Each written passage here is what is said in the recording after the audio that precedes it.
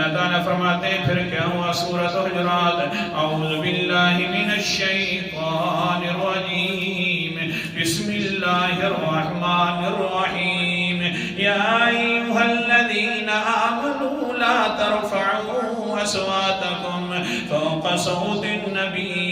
یہ جو بنو تمیم داری آئے تھے، ان کا حال یہ تھا، دیہاتی تھے، اونچی آوازوں سے باتیں کرنا شروع کر دیتے۔ دیہاتیوں کی جس طرح کی ان کی آواز ہوتی ہے اور عادت ہوتی ہے، اللہ اکبر کبیرہ، اللہ تعالیٰ نے قرآن مقدس کے اندر اتار دیا، خبردار ہو پیغمبر کی آواز سے زیادہ اونچی آواز نہ کرنا، اللہ، ورنہ سارے اعمال بھی تباہ و برباد کر دوں گا، تمہیں پتہ بھی نہیں چلے گا کہ اعمال کہاں تھے۔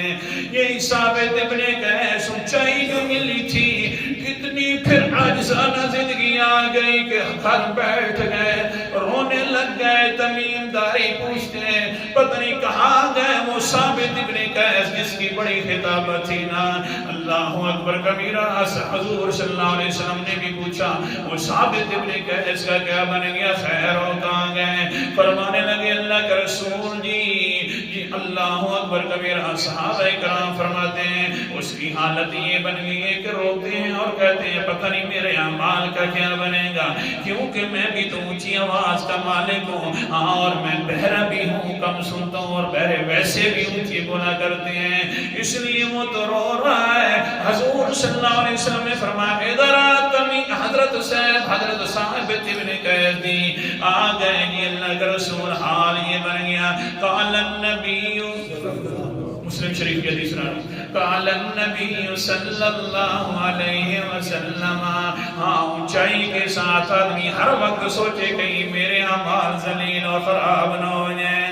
اللہ کے پیغمبر نے فرمایا قال النبی صلی اللہ علیہ وسلم انک لست منہم بل انت تعیش بالخیر وتموت بالخیر وتدخل الجنت۔ اے ثابت ابن قیس، تو ان لوگوں میں سے نہیں ہے کہ تیری آوازیں اونچی ہو جائے تو تیرے اللہ تعالیٰ مال تباہ کر دینا نا، بلکہ میرے ثابت ابن قیس، او میرے خطیب صاحب جی، اگر تم مرے گا بھی تو بھلائیوں کے ساتھ مرے گا، اگر تم زندگی گزارے گا تو اللہ کی طرف سے بھلائیوں کے ساتھ زندگی گزارے گا، مرنے کی دیر ہے، وَتَدْخُلُ الْجَنَّةَ، جنت میں داخل ہونے کی دیر نہیں ہے۔